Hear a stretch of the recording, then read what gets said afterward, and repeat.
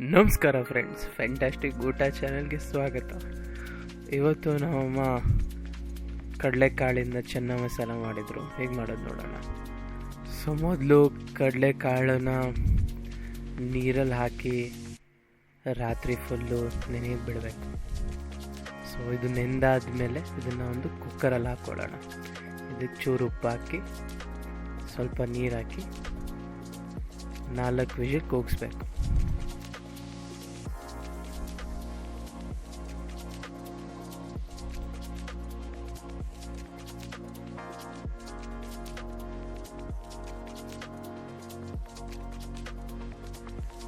Next ಮಸಾಲೆ ಹೇಗೆ ಮಾಡೋದಂತ ನೋಡೋಣ.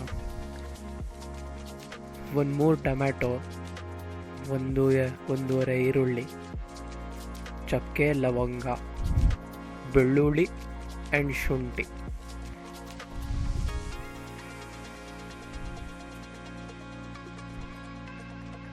ಜೊತೆಗೆ ಸ್ವಲ್ಪ ಕಲರ್ಗೆ ಬ್ಯಾಡಗೆ ಮೆಣಸಿನ್ಕಾಯಿ ಹಾಕ್ತೀವಿ. ಇದನ್ನು ಹುರಿತಾ ಇರೋಣ. ಜೊತೆಗೆ ಕೊಬ್ಬರಿ, ಬಟ್ ಇದು ಒಣ ಕೊಬ್ಬರಿ ಹಾಕ್ತಿದ್ದೀವಿ. ಓಕೆನಾ. ಇದನ್ನು ಸ್ವಲ್ಪ ಹುರಿದ್ಬಿಟ್ಟು ಜಾರಲ್ಲಿ ಹಾಕಿ ರುಬ್ತಾ ಇರೋದೆ.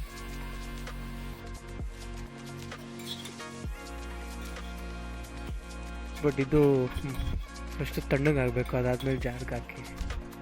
ಇಲ್ಲಾಂದರೆ ಬಿಸಿ ಬಿಸಿ ಹಾಕೋದ್ರಿಂದ ಹಾಳಾಗ್ಬಿಡುತ್ತೆ.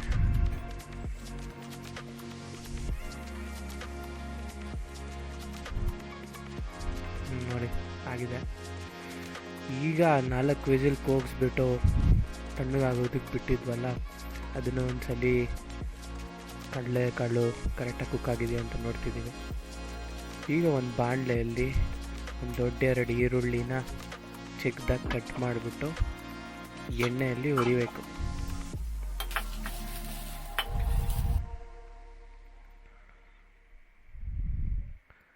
ಇದಕ್ಕೆ ಉಪ್ಪು,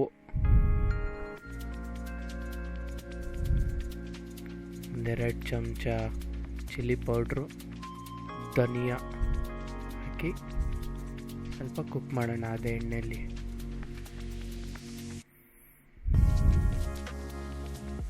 ನೆಕ್ಸ್ಟ್ ರುಬ್ಕೊಂಡಿರೋ ಮಸಾಲಾನ ಹಾಕೋಣ.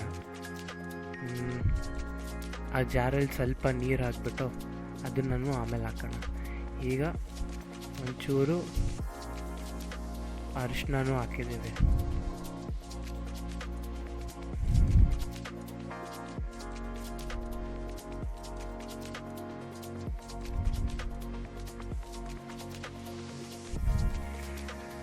ಸೊ ಇದನ್ನು ಒಂದು ತಟ್ಟೆ ಹಾಕಿ ಮುಚ್ಚೋಣ, ಎಲ್ಲ ಕುಕ್ ಆಗಲಿ ಸ್ವಲ್ಪ. 1-2-3 ನಿಮಿಷ. ಸೊ ಇದಾದಮೇಲೆ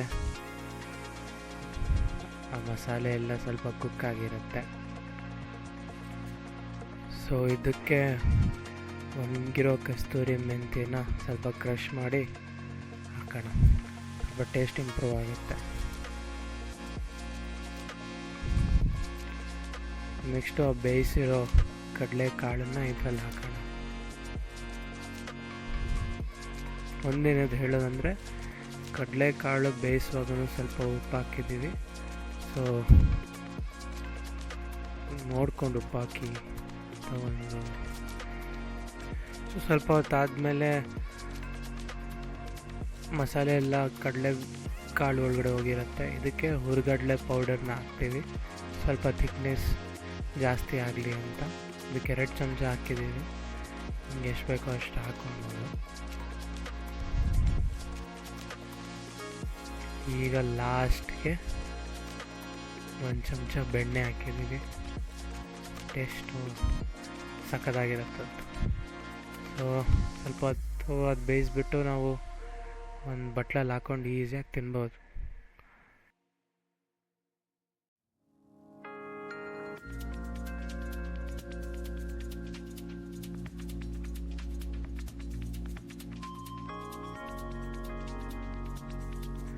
ಸೊ ಈ ವಿಡಿಯೋ ನಿಮಗೆ ಇಷ್ಟ ಆಗಿದ್ದರೆ ಲೈಕ್, share and subscribe ಮಾಡಿ.